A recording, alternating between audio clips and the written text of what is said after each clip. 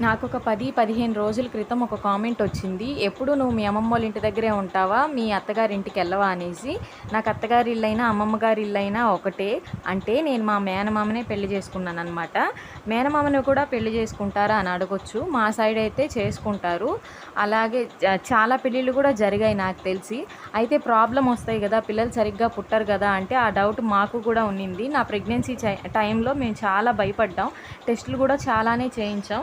కానీ మా పిల్లలైతే చాలా హెల్తీగా పుట్టారు. స్టిల్ ఇప్పటికి కూడా హెల్తీగానే ఉన్నారు. పర్వాలేదు. ఒకరికి 3 ఇయర్స్, ఒకరికేమో 2 ఇయర్స్ అనమాట. మా సైడ్ ఇప్పుడు కూడా ఇలాంటి మ్యారేజెస్ జరుగుతూనే ఉన్నాయి. నాకు తెలిసినంతట్లో అయితే వాళ్ళు పుట్టిన పిల్లలకైతే ఏ ప్రాబ్లము లేదు. ఒకవేళ అలాంటి ఏమన్నా ఉంటే ఇలాంటి మ్యారేజెస్ ఇకపైన ఆపేస్తారేమో అది కూడా తెలీదు. పోగా నేను చేసే దాని పేరైతే మా సైడ్ దిబ్బ రొట్టె అని అంటారు. మీ సైడ్ ఏమంటారో కామెంట్ చేయండి. తప్పకుండా నా ఛానల్‌ని అయితే సబ్స్క్రైబ్ చేసుకోండి. Okay friends.